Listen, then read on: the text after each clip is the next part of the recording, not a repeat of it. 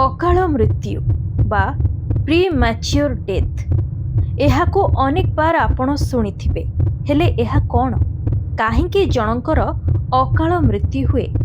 ସମସ୍ତଙ୍କ ମୃତ୍ୟୁ ପଛରେ କିଛି ନା କିଛି ଦୁର୍ଘଟଣା ଜନିତ କାରଣ ରହିଥାଏ, କିନ୍ତୁ ବିନା କାରଣରେ ଅକାଳ ମୃତ୍ୟୁ ହେବା ପଛରେ କ'ଣ ରହିଛି ରହସ୍ୟ?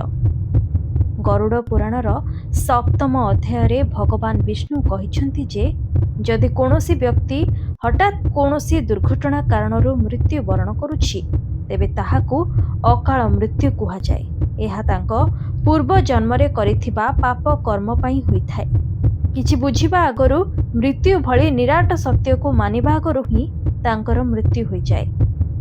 ତେବେ ପ୍ରଶ୍ନ ଉଠୁଛି, ମଣିଷର ଆୟୁ 100 ବର୍ଷ ହେଲେ ବି ସେମାନଙ୍କର ଅକାଳ ମୃତ୍ୟୁ କାହିଁକି ହେଉଛି? କ'ଣ ଏହା ପୂର୍ବ ନିର୍ଦ୍ଧାରିତ?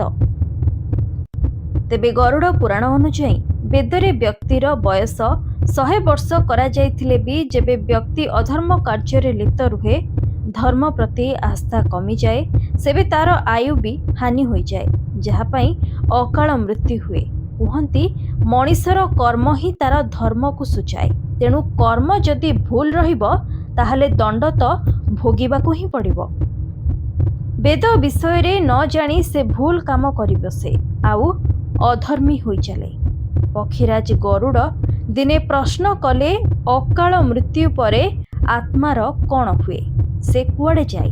ଏହାକୁ ଶୁଣି ଭଗବାନ ଶ୍ରୀକୃଷ୍ଣ କହିଲେ, ମଣିଷ ମୃତ୍ୟୁ ପରେ 7ଟି ଚକ୍ର ରହିଛି, ହେଲେ ଅକାଳ ମୃତ୍ୟୁ ହେଲେ ତାକୁ ମୋକ୍ଷ ମିଳେନି। ଏହାପରେ ବି ସେ ଅନେକ କଷ୍ଟ ଭୋଗେ।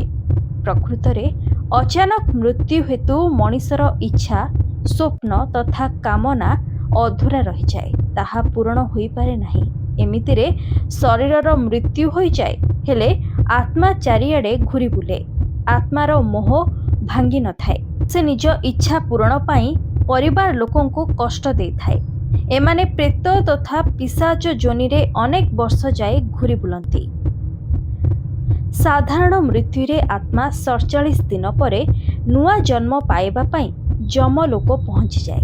ହେଲେ ଅକାଳ ମୃତ୍ୟୁ ପରେ ଆତ୍ମା ଭୂତ ପ୍ରେତ ପିଶାଚ, ବ୍ରହ୍ମ ରାକ୍ଷସ କୁଷ୍ମାଣ୍ଡା, ବେତାଳ ଓ ଛତ୍ରପାଳ ଯୋନିରେ ଚାରିଆଡ଼େ ଘୂରି ବୁଲେ। ଉଦାହରଣରେ ଆପଣ ଆତ୍ମହତ୍ୟାକୁ ବି ନେଇପାରିବେ। ଆଜ୍ଞା ହଁ, ଏହା ସବୁଠୁ ବଡ଼ ପାପ ହୋଇଥାଏ। ଏହା କଲେ ଭଗବାନଙ୍କୁ ନିରାଦର ତଥା ତାଙ୍କୁ ଅପମାନ କରାଯାଏ ବୋଲି କୁହନ୍ତି। ତେଣୁ ମୃତ୍ୟୁ ପରେ ସେ ସେତେ ଯାଏଁ ପୃଥିବୀ ଲୋକରେ ରହିଥାଏ, ଯେତେ ଯାଏଁ ପ୍ରକୃତି ଦ୍ୱାରା ନିର୍ଦ୍ଧାରିତ କରାଯାଇଥିବା ସମୟ ପୂରା ହୋଇନି। ତେବେ ଅକାଳ ମୃତ୍ୟୁକୁ ନେଇଥିବା ଏହି ରହସ୍ୟ ଆପଣଙ୍କୁ ଭଲ ଲାଗିଥିଲେ ଆମକୁ କମେଣ୍ଟ ମାଧ୍ୟମରେ ଜଣାନ୍ତୁ। ରହୁଛୁ। ଜୟ ଜଗନ୍ନାଥ।